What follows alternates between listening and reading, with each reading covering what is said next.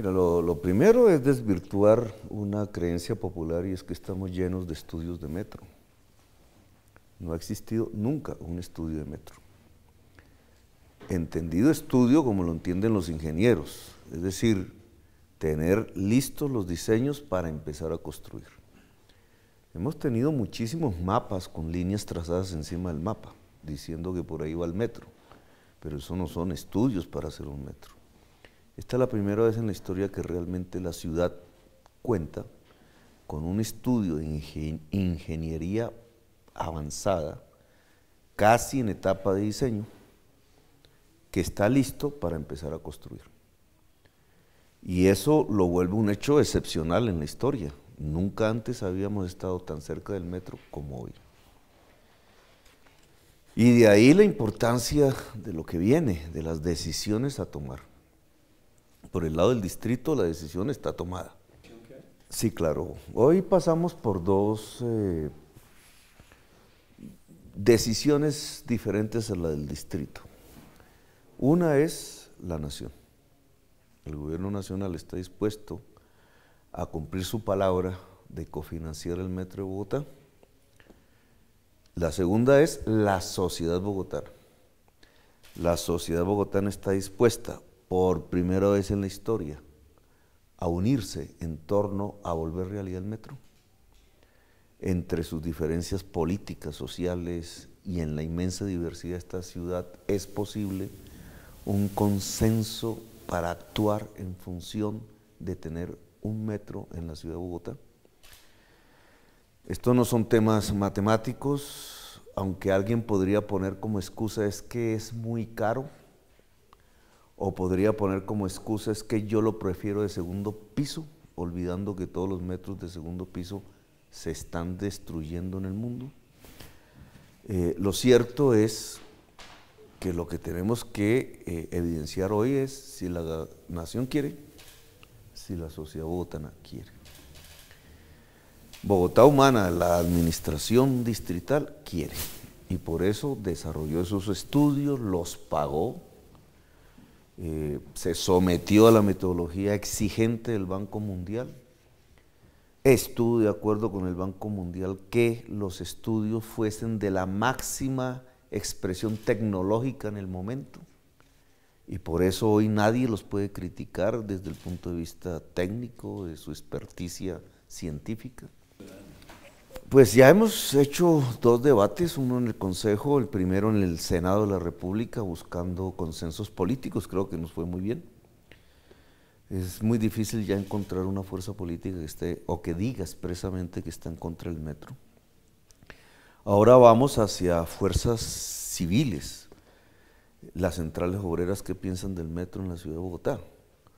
Si sus principales usuarios en general son trabajadores y trabajadoras, la mayoría de la población bogotana, ¿qué piensan entonces las organizaciones trabajadoras del metro?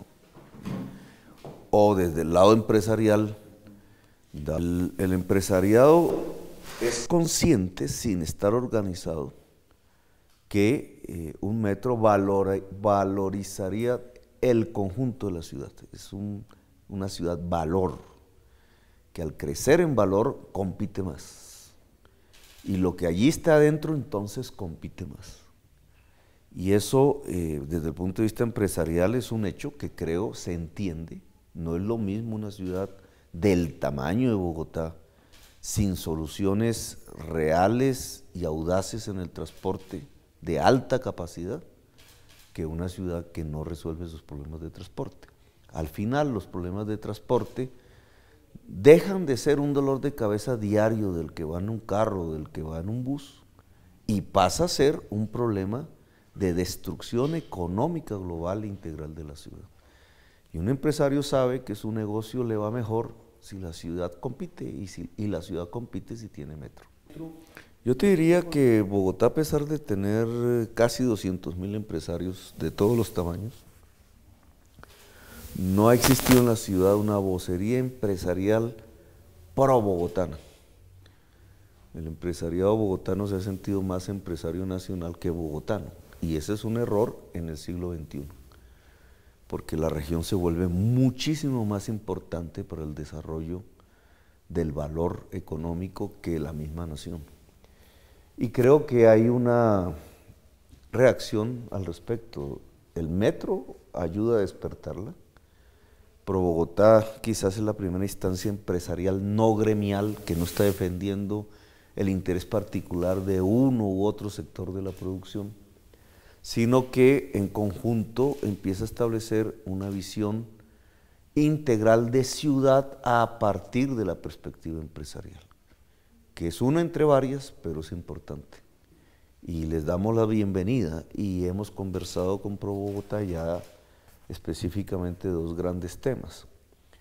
El tema del metro, indudablemente, y el tema de la innovación tecnológica y la posibilidad de construir una zona de innovación tecnológica en la ciudad. ¿Cómo se llama la zona? Ese nombre está por siempre, tradicionalmente se le ha llamado Anillo de Innovación, un nombre muy feo que no dice lo que realmente significa. Tampoco le voy a poner locomotora. Estamos a punto de ponerle Bogotá @. Mira, en primer lugar, toda ciudad que ha estado en algún momento de su historia ante la opción de hacer su primera línea, ha tenido miedo. Incluida Londres, que fue la primera hace siglo y medio, y que lo iban a hacer a pico y pala. Y así lo hicieron, la primera línea. Allí también había muchas dudas, mucho miedo. Sin embargo, la experiencia después de siglo y medio de construcción de metros en el mundo es que toda ciudad lo absorbe. Ninguna ciudad se ha quebrado por un metro. Y al contrario, lo que se observa es que casi que de inmediato, una vez se hace la primera línea, la ciudad empieza a discutir la segunda. Bueno, indudablemente dejar en un punto de no retorno el metro. Nosotros no lo vamos a inaugurar, vale 4 años. Quiero dejar a Bogotá embarcada en el metro. Sí, superada en el metro, diría yo, más que embarcada. Exactamente no tendríamos barcos como modo de transporte, pero encarrilada en el metro. La discusión financiera es importante. El estudio arroja ya unos datos claves fundamentales. La línea valdrá $6.900 millones. No está subvalorado el estudio, es decir, no nos estamos diciendo mentiras para después tener una gran sorpresa, no, partimos de la realidad de sus costos, es más, podría tender a disminuir dependiendo de las licitaciones. Para presentarle a la nación un esquema, una estructuración financiera, hemos dividido esa línea en 3 componentes por fuentes de financiación diferentes.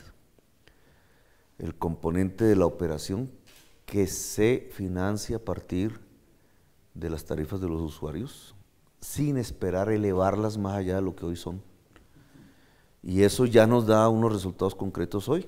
Cuando dijimos la operación, si quisiéramos mirar cómo se hace la tarifa de operación de Transmilenio y trasladarla al metro, o sea, la depreciación del bus, pero entonces ahora la depreciación del vagón, los costos laborales, el combustible, que en este caso es la electricidad, las comunicaciones, que en este caso serían más poderosas. ¿Empresa? Esa es una licitación. ¿Quién va a operar el metro? Podría ser pública, es decir, asumirla el Estado, pero es una de las decisiones que hay que tomar. Si se licita para que opere un privado en concesión, la tarifa del pasajero podría pagar sin elevar la actual tarifa vagones, rieles, electricidad, talleres de vagones y el ramal técnico. Y ese es el primer componente. El segundo componente es lo que más me interesa aquí discutir con la ciudadanía y con el país, que no es en cuánto se endeudaría el distrito y el Estado, sino cómo se gestiona el suelo alrededor de las estaciones y alrededor de la línea para financiar el metro. ¿Una suerte de valorización? Entonces, este es un tema un poco difícil, pero yo le quiero decir una cosa, casi todo el sistema de financiación del metro en relación a gestión del suelo, que podría equivaler a la mitad de su valor, está en las modificaciones excepcionales del Plan de Ordenamiento Territorial. Y quiero recordarle esta discusión. Cuando nosotros dijimos que era pertinente modificar excepcionalmente el POT, pues la norma dice que la excepción depende de que aparezcan nuevas variables que hagan necesario esa modificación. Nosotros presentamos 3 fundamentales. Una, que la población no creció tanto como decían en el 2000. Es decir, la ciudad necesita menos suelo del que se pensaba. 2, el cambio climático, del que he hablado bastante. En el 2000 eso todavía era una idea vaga, hoy es una inmensa realidad cómo adaptarse al cambio climático, y eso implica un ordenamiento territorial diferente al del 2000, sobre todo en relación a los cuerpos de agua. Y 3, y se nos olvidó de ese detalle en la discusión pública, que iba a haber un metro. Es decir, el metro ya fue valorado por la Administración de Bogotá Humana como un elemento que obligaba a modificar el POT excepcionalmente. ¿Y por qué y para qué? Pues para financiarlo. Es decir, en las modificaciones del POT estaba buena parte, y está buena parte de la financiación del metro. Y voy a explicarle con detalle. Alrededor de una estación de metro, de las 27, se abren varias oportunidades. La primera, se puede edificar más en altura. Y eso genera un uso del suelo específico y un ingreso específico que se llama plusvalías por edificabilidad. Como en Sao Paulo. Y buena parte de la experiencia de Sao Paulo la reprodujimos en las modificaciones excepcionales. Pero, digamos, tenemos una potencialidad, es que se puede edificar mucho más alrededor de la estación en altura, y eso implica plusvalías por edificabilidad, es decir, ingresos que nos llegarían para financiar el metro. 2, en el POT de Peñalosa hay usos homogéneos. Una zona es residencial, otra zona es industrial, otra zona es de tolerancia, otra zona es estudiantil, otra zona es hospitalaria. De ahí que tengamos tantas dificultades en poder construir una escuela o un hospital en donde hay barrios residenciales, que es donde se necesitan. Pero eso trae aparejado un problema en el metro. Alrededor de una estación del metro, los usos se vuelven diversos.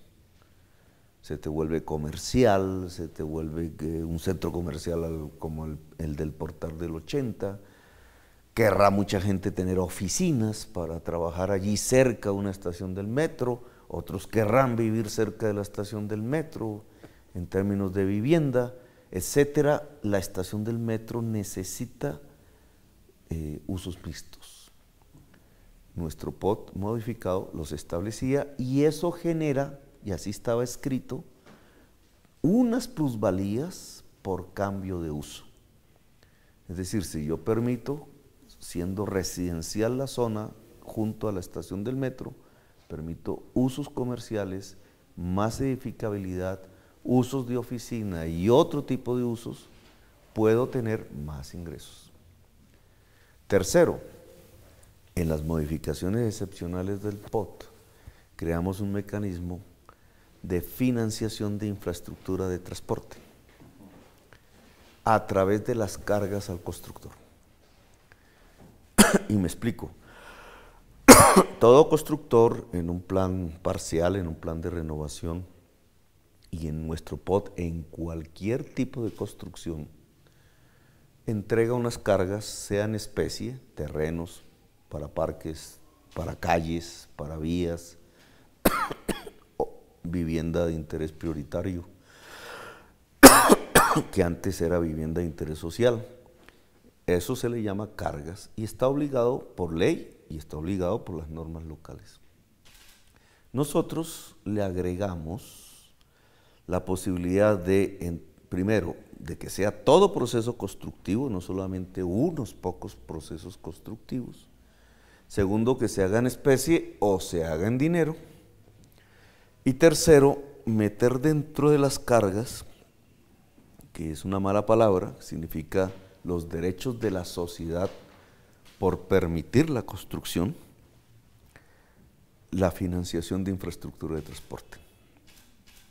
Es decir, con las modificaciones excepcionales, un constructor al lado de la Caracas podría no dejar espacio para el parque, pero entonces arreglar la Caracas en una gran bolsa común si hubiera un proceso de renovación a lo largo de la Caracas.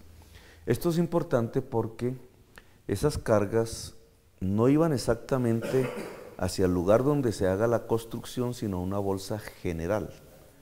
¿Qué significa esto? Que la modificación excepcional del POT permitiría, por un lapso, que todas las cargas con fines de sistema de transporte que pagaría todo proceso constructivo en la ciudad, independientemente de donde estuviera, podría financiar la primera línea del metro. Y finalmente, el MEPOT establecía una forma de volver todo eso plata contante hoy, que son los certificados de construcción y desarrollo, así lo llamamos, un título, valor. ¿Cómo hacer realidad esas 4 componentes? No, ya, pues ¿Están andando? No, están suspendidos, y ahí el problema. Están suspendidos porque han sido suspendidos con las modificaciones excepcionales del POT por el Consejo de Estado, y está en plena discusión de plenaria, ya pasó de la plenaria a con jueces, no se han podido poner de acuerdo en si se quita la suspensión o no. Así que buena parte de la financiación del metro depende hoy de las decisiones del Consejo de Estado de tipo judicial. Si son adversas, porque no podemos predeterminar, si son adversas, la ciudad tendría que volver a presentar acuerdos al Consejo, etcétera, para volver a reconstruir estos instrumentos financieros. Lo que yo le quiero decir es que si uno suma estos instrumentos, no hablamos del tradicional, que es la valorización, sí, que puede ser local y general, pero ya existe en la ley y ya tendría que adoptarla el Consejo. Todo en conjunto, si se cobran plusvalías por edificabilidad, si se cobran plusvalías por cambio de uso del suelo, si concentramos las cargas para movilidad de todo el proceso constructivo de la ciudad en la primera línea del metro, y si creamos una valorización incluso débil, no se necesita una valorización fuerte, lo más fuerte sería en el borde oriental, usted podría tener aproximadamente 2.000 a 3.000 millones de dólares recogidos de esta gestión del suelo para la financiación del metro. Si el metro vale 6.900 millones de dólares, si 1.500 millones lo pagarían los usuarios vía tarifas sin subir tarifas, y si 2.500 millones de dólares se financiarían por gestión de usos del suelo, usted tendría que, para endeudarse la nación y el distrito, no se necesitarían sino cerca de 3.000 millones de dólares. Bueno, entonces digamos, la gran estrategia que es la gestión del suelo, que es la gran lección que Sao Paulo nos dio en relación a su metro, y sobre todo Hong Kong, es que depende de los instrumentos de gestión del suelo que son puramente bogotanos y que hoy están suspendidos y dependen de una decisión judicial del Consejo de Estado. Por eso quiero advertir, digamos, si el costo del metro es la excusa, no es la excusa. Digamos, es absorbible por instrumentos que ya existen realmente y que son absolutamente realistas. Incluso están subvalorados en nuestras cuentas. Se puede financiar el metro de Bogotá y el instrumento fundamental es la gestión del suelo, el segundo es el endeudamiento público y el tercero los usuarios. Pero es una estructura financiera absolutamente absorbible por la economía. Pues hablando, en primer lugar hablando con usted, Ya hablamos con el Senado, una primera forma. Ahora hablamos con la prensa especializada. No son fáciles estos criterios en otro tipo de prensa. Porque Ahora tiende vamos, a mezclar muchos temas, sí, muchas cosas. ahora vamos hacia el debate con expertos, con gremios, con el mundo empresarial, con el mundo laboral, con la sociedad organizada civil de Bogotá. Pues yo pienso que puede tener una posición de vanguardia, pues la vanguardia la asume el que quiere. Obviamente si puede y si tiene la capacidad, pero querer es lo primero que se necesita, ir hacia adelante, dar el primer paso. Siempre el primer paso costará, será difícil, te criticarán, te lloverán piedras porque es el primer paso. Pero en el metro se necesita, la palabra sería vanguardistas si fuera artístico, yo diría progresistas, pero se confunde un poco con la política, pero en realidad se necesita fuerzas que quieran darle ese salto hacia el futuro a la ciudad. Yo no lo vería así, no creo que se hayan ido. Las estadísticas no dicen eso. El tema de construcción de oficinas, de construcción de bodegas, de construcción de centros comerciales, etcétera, tiene una pujanza incluso superior a la que tenía antes. En vivienda ha crecido, pues no existía en Bogotá una actividad constructora de vivienda de interés prioritario, eso no existía en la ciudad.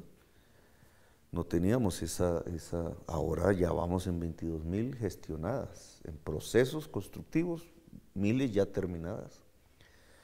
La visa ha retrocedido un poco y la vivienda, digamos, no social, que depende ya de los mecanismos de mercado, dependiendo del valor de la vivienda, tiene o estancamiento o dinamismo. Un poco lo que se estanca es lo de más alto valor, pero tiene su lógica, es que no hay un mercado ilimitado para viviendas de altísimo valor. Yo pienso que hay un exceso de demanda por inmuebles de alto valor, obviamente localizados geográficamente en la ciudad, que tiene que ver con la afluencia de capitales venezolanos, que antes no existían, y con cierta dinámica del mundo minero, empresarial, latinoamericano, colombiano, que se asienta en Bogotá. Y eso también, junto, genera una demanda que no es propiamente doméstica, no nace de la sociedad bogotana propiamente dicha, pero llega y se vuelve demanda efectiva. El problema es qué tan sostenible es en el tiempo. Entonces, solo si la economía bogotana y nacional mantiene dinamismo por otras razones diferentes a lo que pase en Venezuela o lo que pase en el mundo del petróleo, podremos decir que es sostenible, porque nuevas capas seguirán demandando viviendas de alto valor. Pero si eso no es así, y esa demanda deja de existir o se va por alguna razón económica, ahí sí podríamos hablar de una burbuja, porque inmediatamente caería el precio de esos bienes y la capacidad de pago de deudas, etcétera, podría fallar. Pero yo no me atrevo a decir que hoy hay esa situación. Nos hemos reunido varias veces y en esto también hay que romper ciertos imaginarios mediáticos que se han construido. Quien se opone a las modificaciones excepcionales del POT no son los constructores, son los propietarios de tierra y específicamente aquellos que se mueven en los bordes de la ciudad, que son los que tendrían una gran expectativa por urbanizaciones expansivas. Ellos se han movido dentro de Camacol, ellos se han movido dentro de Fede Lonjas y han expresado su posición y hasta ahora han tenido relativo éxito. Sí, entiendo. Mira, en primer lugar, no es complejo. Igual, te digo, hacer un edificio de 10 pisos en Bosa para vivienda de interés social es lo mismo que hacerlo en el 85 con 11. Si el propietario es el Estado del suelo. es lo mismo, vale lo mismo. Las ciudades del siglo XXI, las que más compiten, las más capaces de atraer inversión y riqueza, por tanto, son estratificadas, segregadas socialmente o son inclusivas y equitativas. Entonces, si uno pone las ciudades del mundo, Vancouver, Sydney, Londres, Berlín, Barcelona, las grandes, Nueva York, las grandes ciudades que están atrayendo la atención mundial y por tanto las grandes inversiones, usted tiene un común denominador. Son ciudades incluyentes, equitativas, no estratificadas, no segmentadas socialmente, muchísimo más democráticas incluso que lo que nosotros soñamos hacer en Bogotá. Y ese paradigma urbano nuevo del siglo XXI es necesario que Bogotá lo aprenda, lo discuta obviamente, lo construya. Nosotros venimos de unas sociedades españolas de castas, premodernas, así no podemos competir. Y no solamente por este tema de no tener una ciudad de castas, sino por realidades incluso económicas. En el estrato 6 viven ya pobres, que por la estratificación no podemos ayudar, que están pagando subsidios sí, cuando deberían ser subsidiados. Y el ejemplo clave lo tiene usted en algunos barrios tradicionales de Bogotá, Teusaquillo, por ejemplo, o Chapinero. Yo quedé asombrado cuando mirando las estadísticas de mortalidad infantil, encontramos que la localidad con mayor grado de mortalidad infantil de Bogotá no es Bosa. Bosa incluso está por debajo del promedio distrital, es Chapinero. Y es un dato que lo deja uno un poco sin argumentos. ¿Y por qué? Cuando uno ve otro tipo de estadísticas, empieza a descubrir el por qué. Es que entre esas casas tradicionales, bien construidas, de origen inglés, en el caso de Chapinero, por ejemplo, o las de Teusaquillo, que también, incluso las de Teusaquillo más suntuosas que en algún momento que las de Chapinero, se fue quedando una familia, fue envejeciendo, se fueron los hijos, quedó un viejo, quedó una señora de edad, se le acabó, las pensiones se le derritieron por los procesos inflacionarios o nunca lograron tenerla y quedaron con su casa sin con qué comer. Y hoy las estadísticas, incluso hemos cambiado varias de las políticas sociales tratando de volcarnos hacia población de tercera edad en Teusaquillo y en Chapinero, porque es una nueva realidad que además con el envejecimiento de la población va a florecer cada vez más. Entonces, realmente cuando uno habla de estrato por el tipo de casa y no por la capacidad de pago, está cometiendo unas injusticias enormes, que también se ven al revés. Entonces, usted va a Ciudad Bolívar y encuentra 2 hectáreas de talleres, ¿cierto? Y su propietario ni vive ahí, pero es propietario de esos talleres, ahí destartalados y todo, pero vaya y mida cuánto vale esa propiedad. Ese señor es un rico, pero tiene su propiedad en el Ciudad Bolívar y por tanto en un estrato que le pueden poner 1 o 2 y no paga los impuestos. Y le está quitando a la ciudad lo que debería pagarle. Eso lo analizó Jorge Iván González, incluso encontró una estadística. Hay un error del 40% en las mediciones. No es cualquier cifra.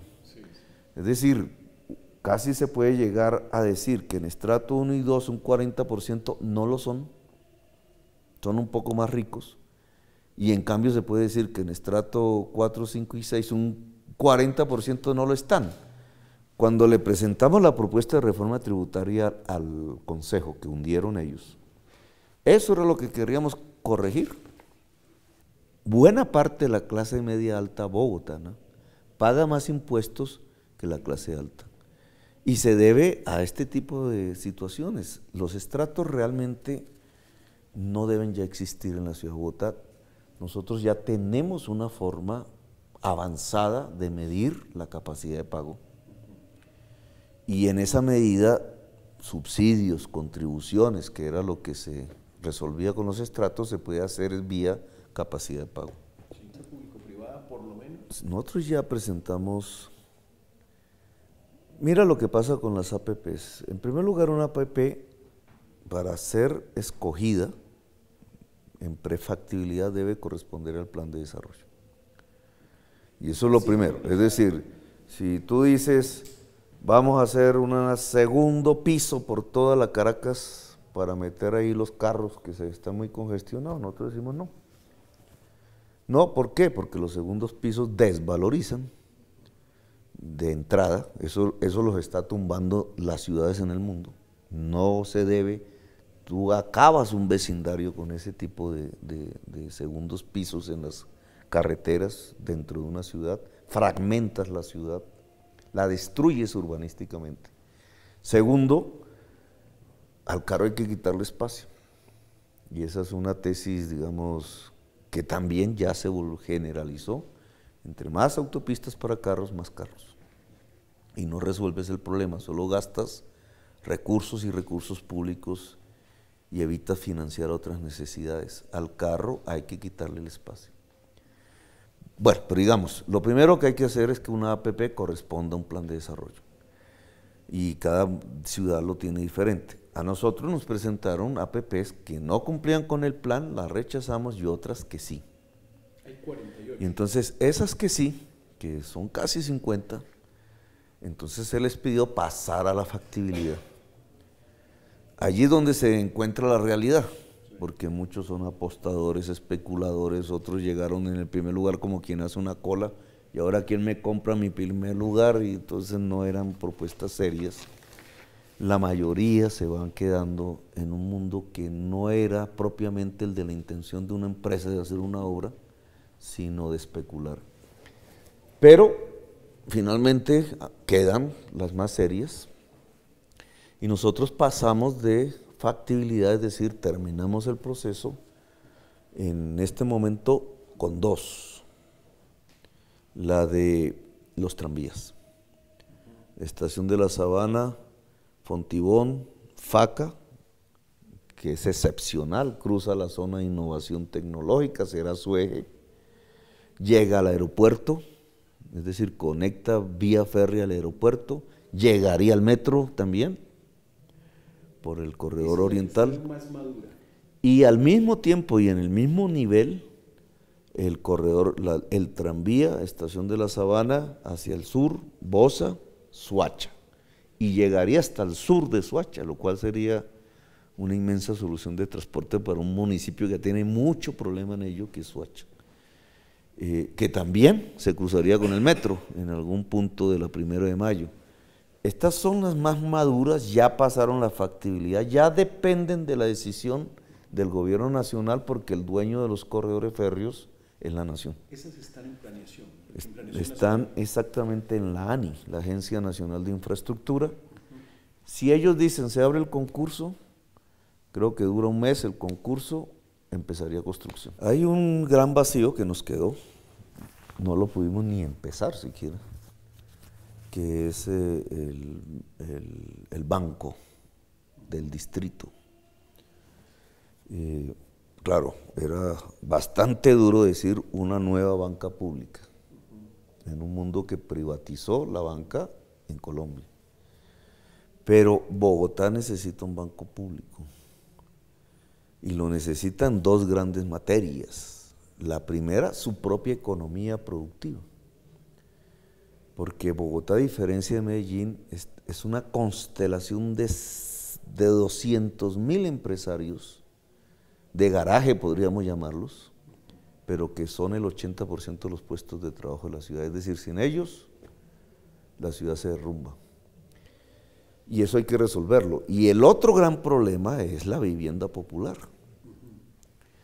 Y no tanto en la perspectiva, digamos, del gobierno nacional. El gobierno nacional, por la realidad de las ciudades del país, piensa en vivienda nueva en suelo nuevo.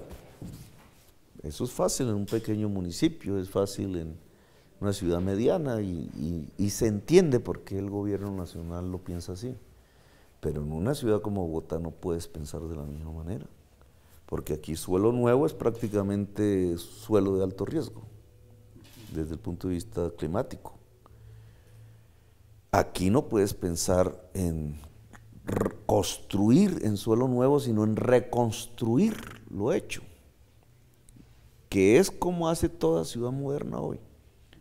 Es decir, tienes que plantearte la revitalización urbana, y eso implica que barrios, manzanas, comunidades que ya están de hace mucho tiempo localizadas en Bogotá, decidan densificarse, construir sus propios parques, o un emprendedor convenza a la comunidad para hacer eso. Ya se hace en Bogotá, pero todavía muy puntualmente. Eso tenemos que hacerlo de manera generalizada. Para eso se necesita crédito. ¿Qué nos falló? Ahí no son los que la prensa menciona, realmente ahí no es donde están nuestros grandes problemas. Nuestros grandes problemas están en cosas que la prensa no menciona. Ya te dije uno, no fuimos capaces de construir un aparato crediticio de economía popular. Yo te diría otro, que a mí me pesa y aunque queda un año, lo siento, la educación superior. Hicimos un gran esfuerzo en preescolar, hicimos un gran esfuerzo en educación media, eran las competencias de la Secretaría de Educación, pero si la nación no mira la educación superior como no la mira en Bogotá, y nosotros tampoco, pues la educación superior es huérfana. Nosotros pudimos reemplazar a la nación en su falta de acción en la educación superior y asumir un papel muchísimo más audaz, digamos, y profundo en ampliar el derecho a la educación superior en la ciudad de Bogotá, y no lo hicimos.